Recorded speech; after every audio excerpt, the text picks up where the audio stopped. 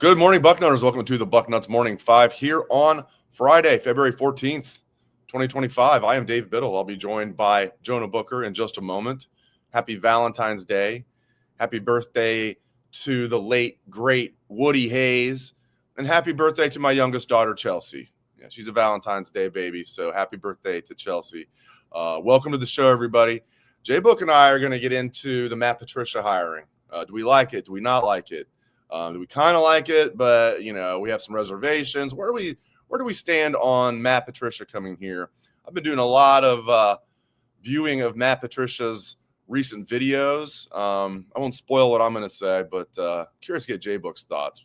We will lead off with that. Before we do that, I want to let you guys know about, I guess I'm not letting many of you know, because apparently a lot of you guys are buying this product, which I love hearing, cornbread hemp.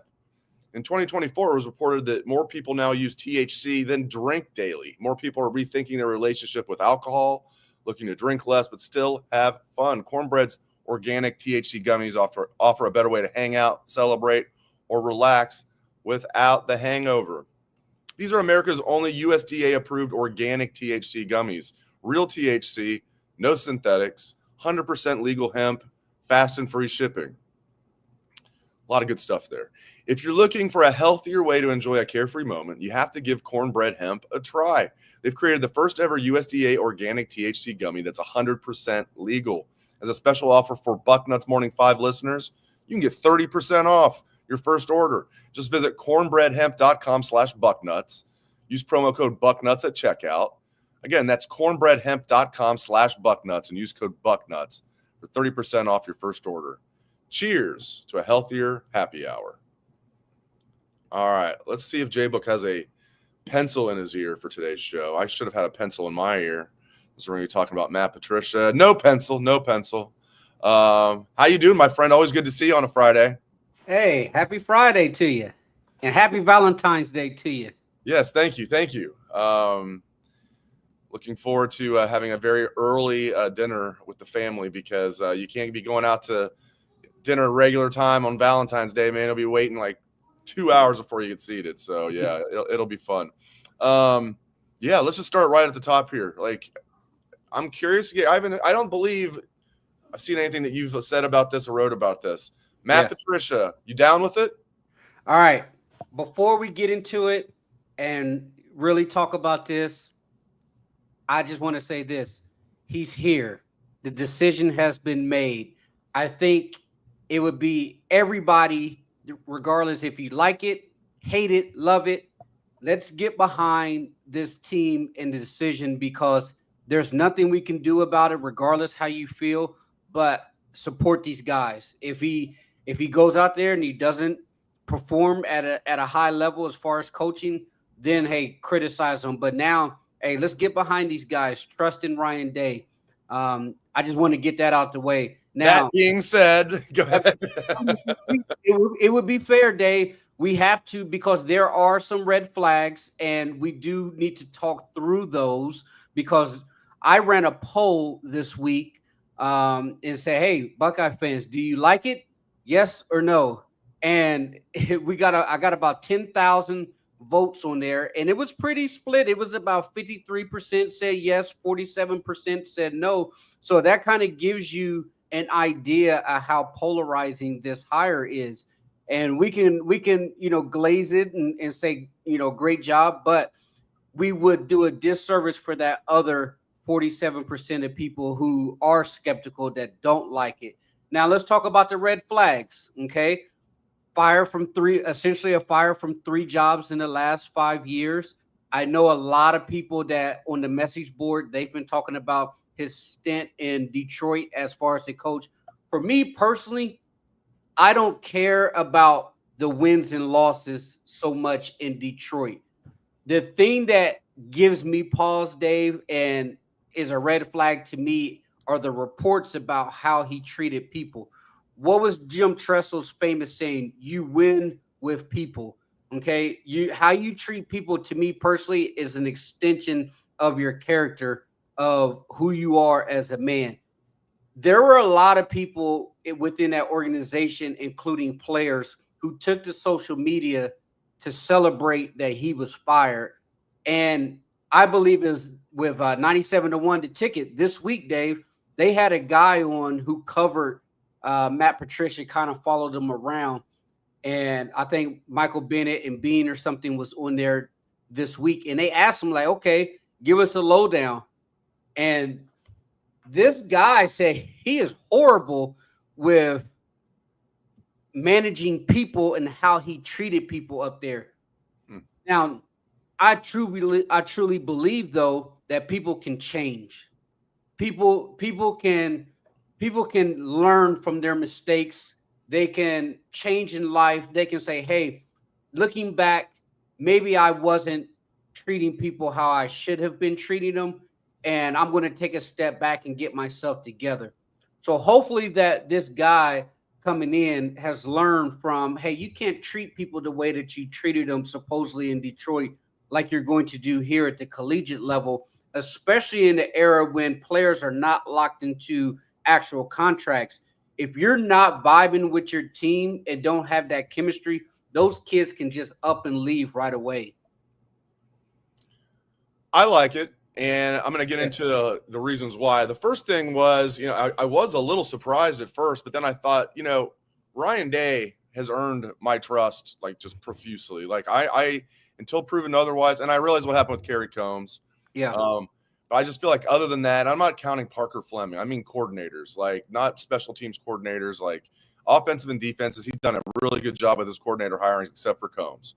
So I believe in him, and I'm sure he vetted this. And like you're saying, you can grow, you can become a better person. And I don't put any validity into his, like you're saying, like his record in the NFL, because the list of very successful college head coaches who have failed in the NFL as head coaches is long. It starts with Nick Saban, Urban Meyer, Steve Spurrier, guys like that. So, but yeah, I mean, personality wise, I was thinking, okay, but then I tell you what, I mean, I've been watching a lot of stuff about him. He was on, especially his most recent appearance, he was on Julian Edelman's podcast exactly 2 weeks ago. I posted. Yeah, I watched that yesterday. I spent the whole 3 hours yesterday watching it just to kind of get familiar with who he is. And he seems like, when you watch him in that setting, Dave, and you're like, kind of like him, man. Like he's a very brilliant mind. Like, definitely knows his X's and O's, definitely knows how to game plan. But go ahead.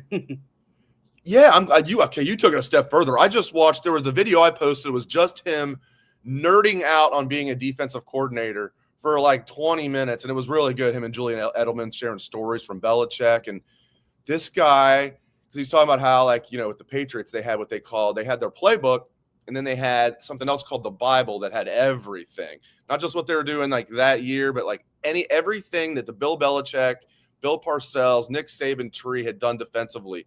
And Edelman goes in, and this. Edelman's like, well, who put the Bible together? He goes, I did. Just copied and pasted a bunch of stuff. So he's got this huge thing of everything that they've done defensively. And I love that he's a football nerd. Like, I knew he was very smart. But yeah, he is absolutely like a brilliant man. And yeah, I just feel like, and Ryan Day is a Patriots fan, so I'm sure that played a little role in it. But yeah, if I had any doubts, which I didn't, but if I did, that Julian Edelman podcast would have erased them. He just, there's something about him that I really like. Yeah. Now, the one thing that I've been seeing quite a bit from people all week on the social media timeline, and we're just talking about kind of what I will say the 47% of fans have been saying, what I've been seeing on my timeline. The other really big concern that a lot of people have had is Bill Belichick's coaching tree has not had a lot of success without being under his thumbprint there in New England. I mean, you look at a lot of these guys, and I was thinking about it, Dave, and the whole how you treat people and coming off kind of a certain way. Isn't that kind of how all of the Belichick coaching tree has kind of operated? I mean, you look at Brian Flores. He was known for not treating people well in Miami, and he got that dust up with Tua. You look at Josh McDaniels. The players really hated him, and I know for a fact that being a Raiders fan, they absolutely despise him. I mean, they were smoking cigars in the locker room once they announced that he was fired. And you look at Joe Judge, you look at Charlie Weiss.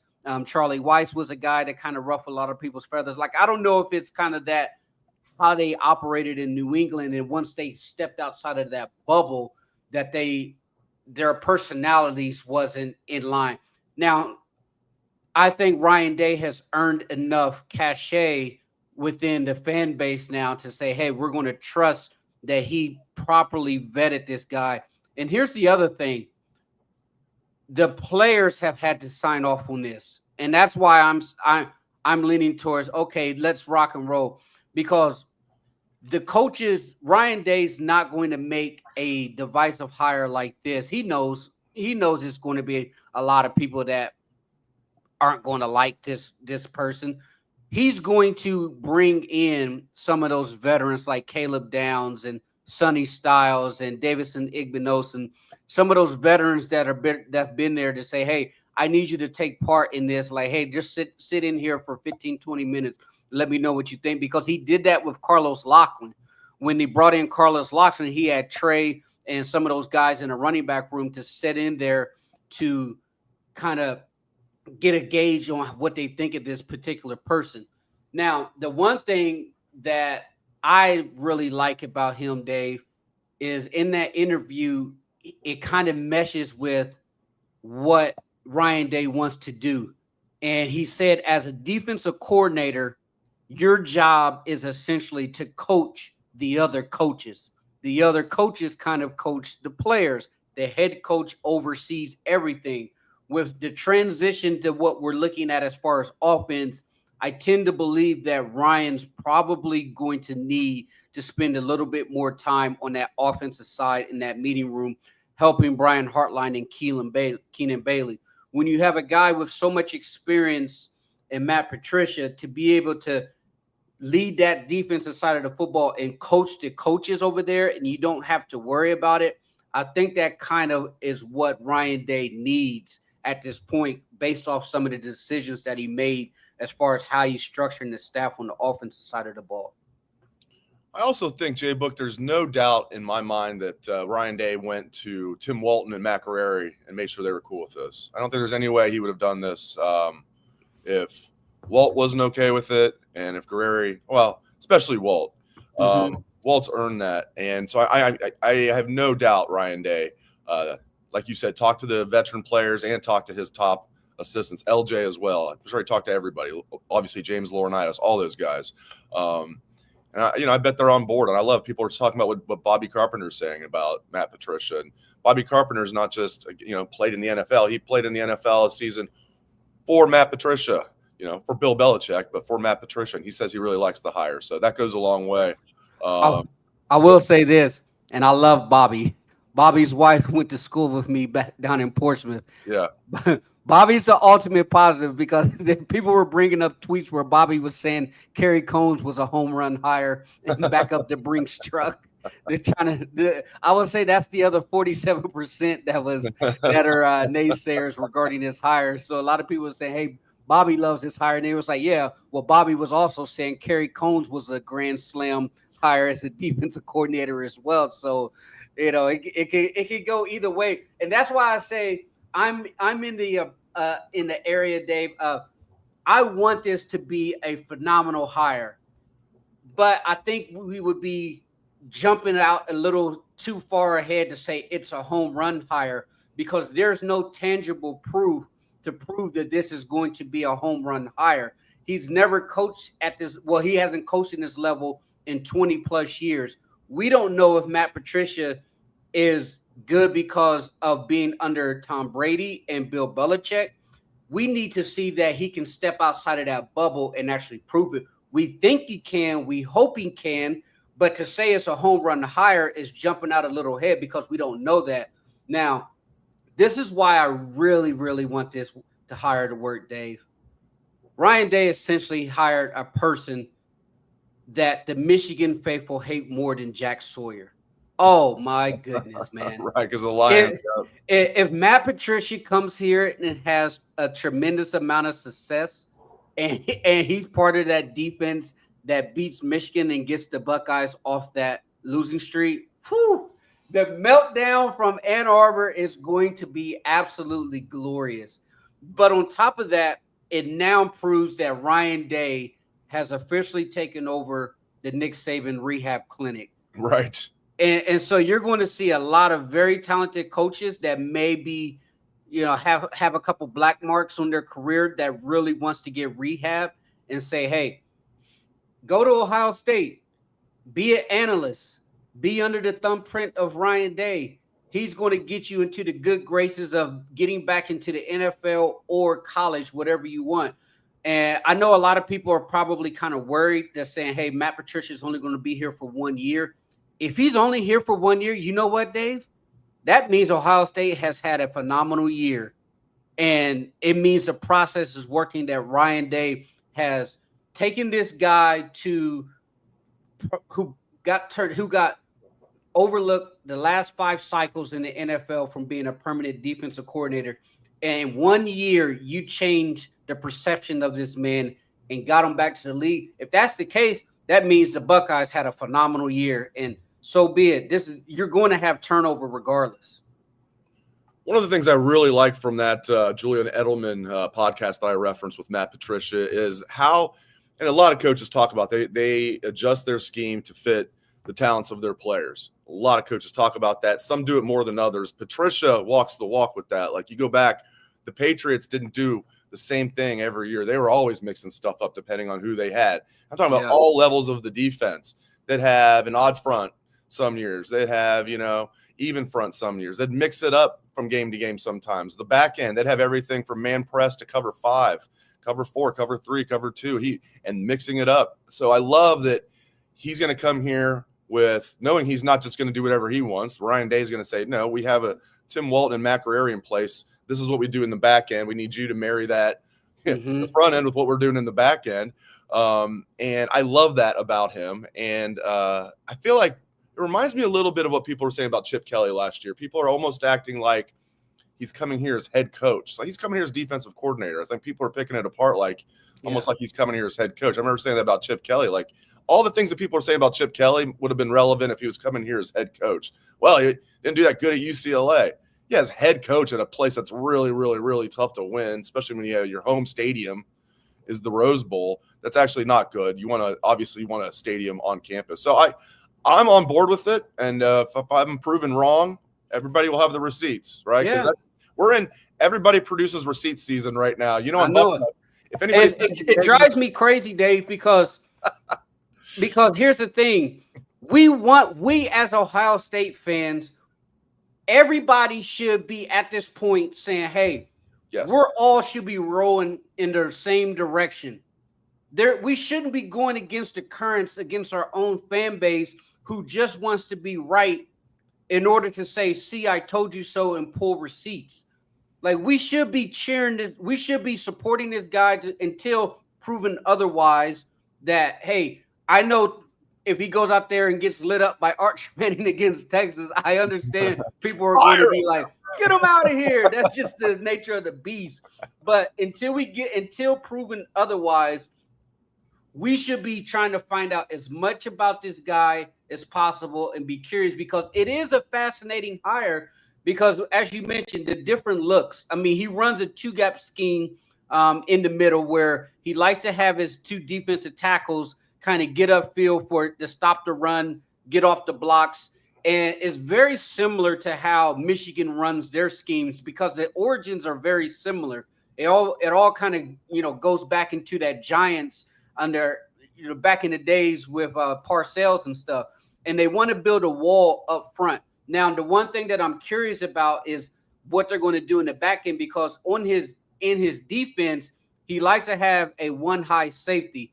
We watched this year under Jim Knowles' scheme that Caleb Downs probably played some of his best ball when he was closer to the line of scrimmage. Definitely. If you got Caleb Downs 20 yards back behind the line of scrimmage, are you doing a disservice to this defense because you're not properly employing one of your best weapons? So I'm curious to see how he kind of mirrors his concepts to what Ohio State was doing in order to be successful this past year. We still have much to get into. I have one more ad read, and then J-Book and I are going to talk running backs and more. All right, my friends, it's always a good time to get organized, set goals, and prioritize what matters most. For me, a top priority is my financial wellness, which feels more important than ever.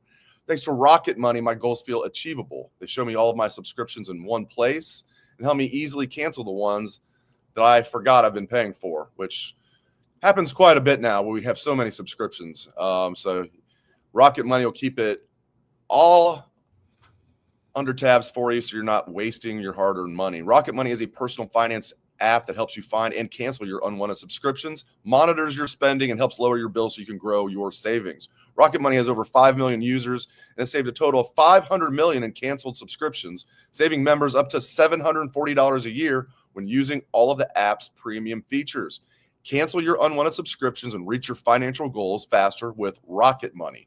Go to rocketmoney.com/gameon today. That's rocketmoney/gameon. rocketmoney.com/gameon. rocketmoney.com/gameon. Boom. There we go.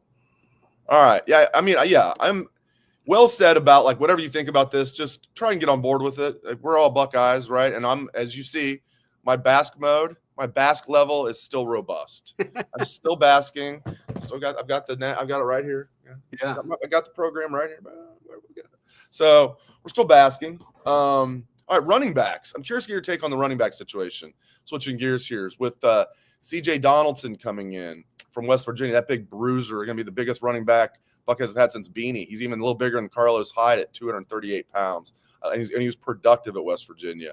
I like getting James Peoples back. He was good as a true freshman. Probably didn't play as much as we thought because both of the studs stayed healthy. But now James Peoples is going to be right in the running to be a starter. Sam Williams-Dixon's coming back. That's good. He entered the portal. It's kind of a Bryson Rogers situation where Bryson last year entered and came back. I'm glad Sam Williams-Dixon's coming back. You got those 3 freshmen coming in with Bo Jackson and Isaiah West and Turbo Rogers. I know Turbo's more of a hybrid, but Turbo will be here this summer. Yeah. At least at least the other 2 guys are already here. Your thoughts on the running back room, Carlos Loughlin's running back room this year? Loaded. It's loaded with talent. I mean, the transfer from West Virginia, obviously the most experienced one. So you have a lot of young guys. That's the one position on the football field where you can get away with potentially playing young guys is at the running back position, because if you're good, and we've seen it over the history here at Ohio State, Dave, the Buckeyes have had a lot of success playing young guys at the running back position. You look at Corrette Beanie come to mind right away. But I am a true believer that Carlos Loughlin will have those guys ready to go. I do think I'm curious to see how Donaldson's going to look after heading into fall camp, because he's coming in as your really bigger back, kind of your Carlos Hyde type of, power back. And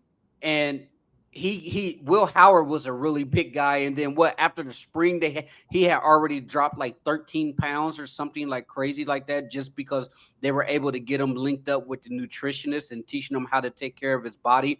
I think they're probably going to have that same type of map for Donaldson, who probably could benefit losing a couple pounds there so that he can add a little bit more burst and speed to his game. But he's going to be an absolute unit, especially down in the red zone running the football. But James Peoples has shown that he has the potential to be a really good one. I know a lot of the older guys, they have spoken really highly of James. They think that he has the potential to be really good. Now, how much will Sam Williams-Dixon's coming back kind of eat into that? I'm curious, but hey, this is the competition. This is what you want. I mean, you look at what the running back room was several years ago with Tony Alford, compared to where it's at now, when you're talking about, hey, we got 5, potentially 6 running backs in that room, and you're feeling really optimistic about all of them. It's a really good problem to have.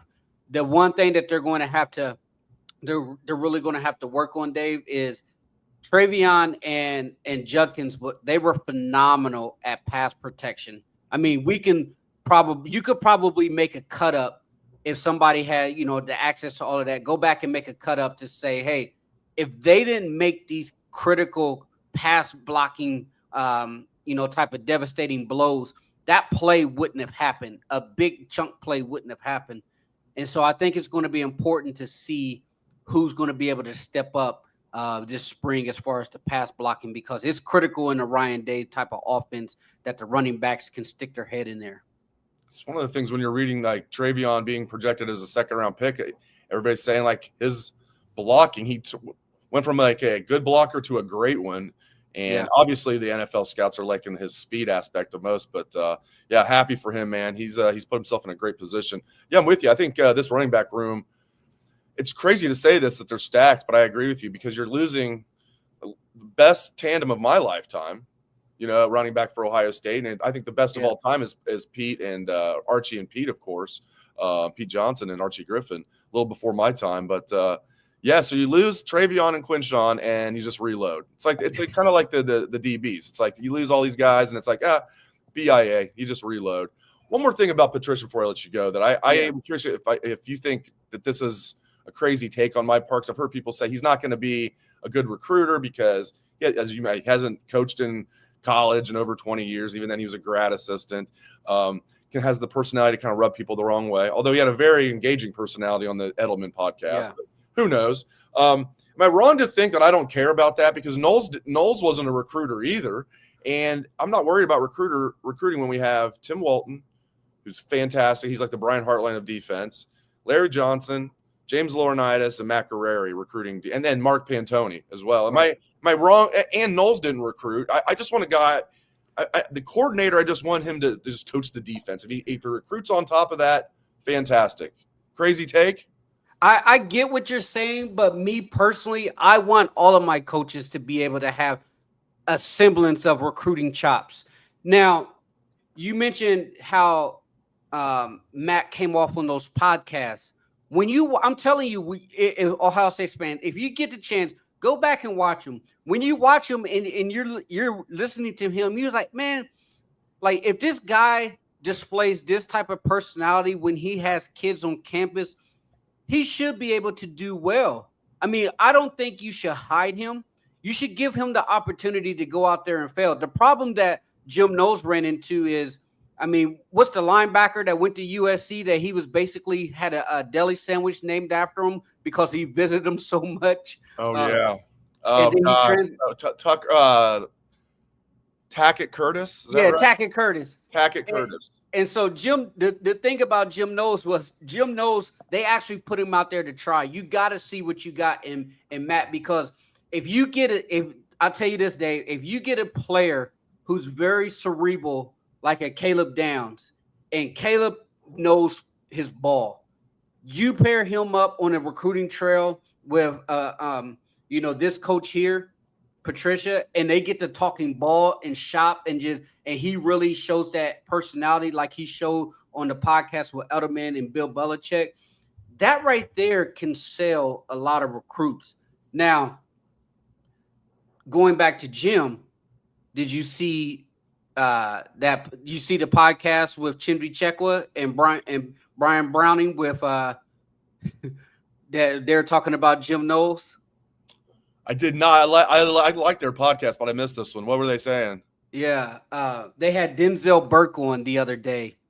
It's really good. I'm gonna post some clips of it today. Okay. But Burke, the way you listen to Burke talk about Jim Knowles, I kind of get the sense that the players really didn't. They played hard for Jim. Don't get me wrong, but when you listen to it, I don't think the players really like Jim that much.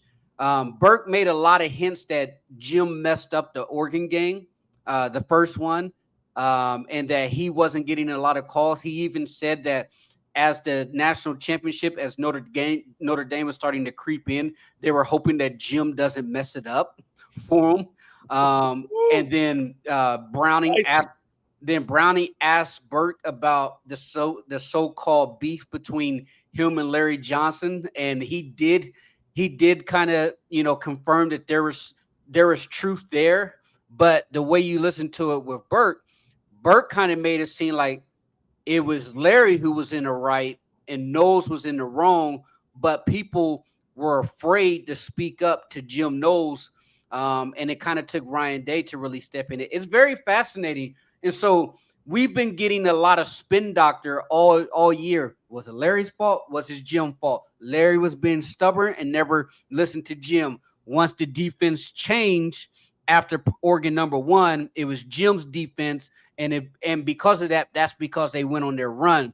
But when you listen to Burke, it makes me sit back and think like, there's a lot more to this than just what kind of been sped out here, because I tend to believe what the players who are in that locker room are saying. And if you listen to Denzel Burke, he kind of put a lot of emphasis to say, hey, Jim Knowles really wasn't the best, personality in that locker room. And so I can kind of see why, hey, Ryan Day had to jump his butt a couple times to really get the defense back on track.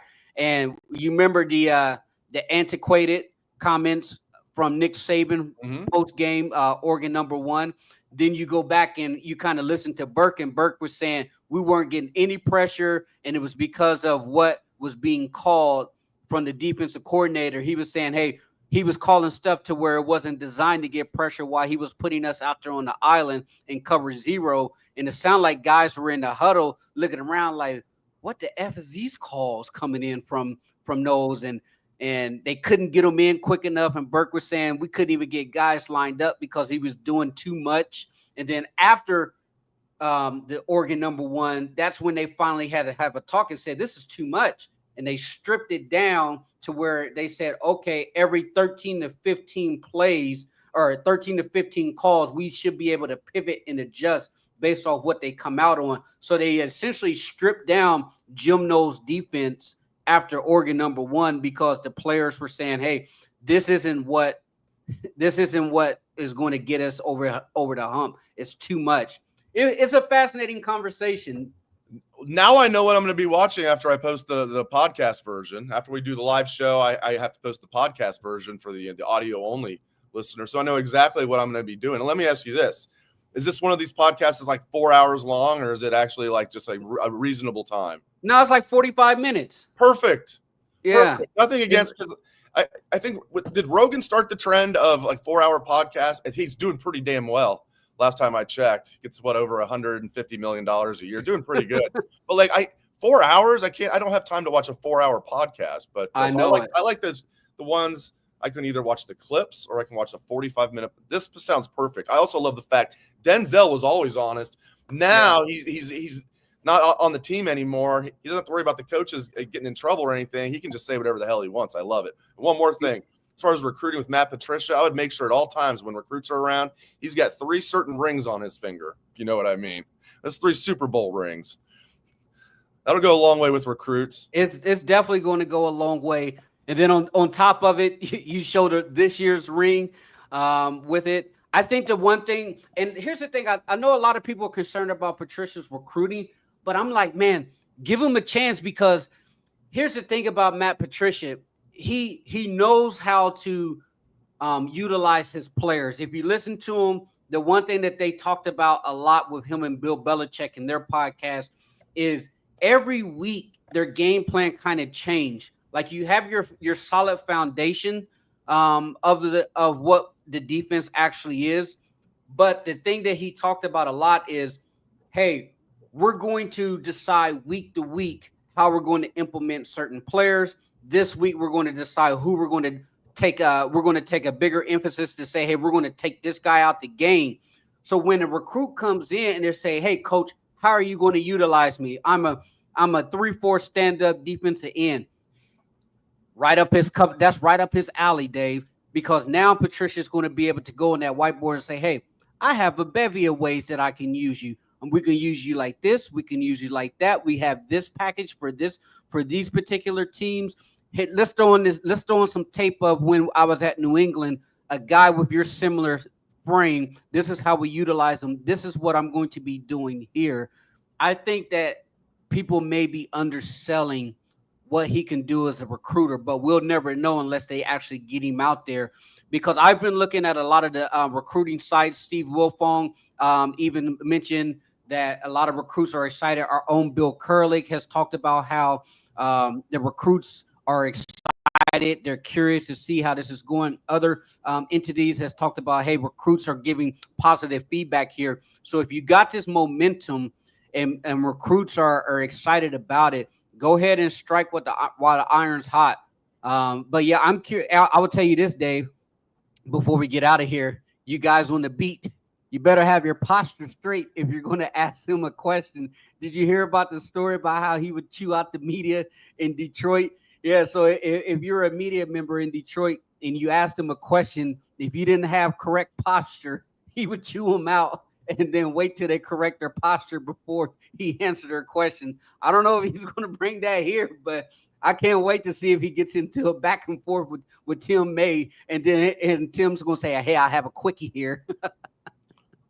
We've dealt with some very strong men in that room. Urban Meyer, we were told, oh, get ready for this. We were fine. And by the way, we have the largest beat in American sports. This ain't the Detroit Lions beat. Yeah, and how'd that work out for him being a jerk to the media?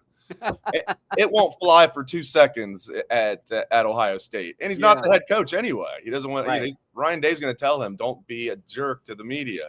But hey, we're not to be messed with. I know.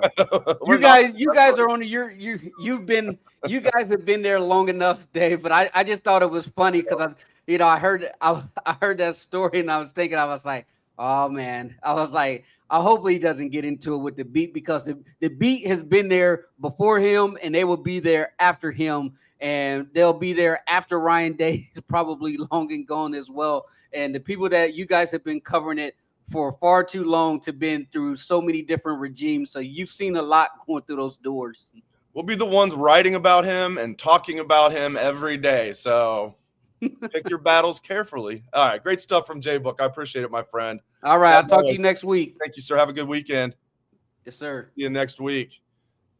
Oh, I didn't need to tell you guys, J-Book is awesome. You guys know J-Book is awesome. Really appreciate my friend, Jonah Booker. Every Friday doing the show with him is an absolute treat. So thanks to J-Book, and thanks to all of you, live audience, everybody listening on the podcast only version. Really appreciate you guys. I hope everybody is still basking in the glow. Still been less than a month since the national championship. Bask in that glow. All right. Thanks again to J-Book. Thanks to all of you. Hope everyone has a great day and a great weekend. Go Bucks.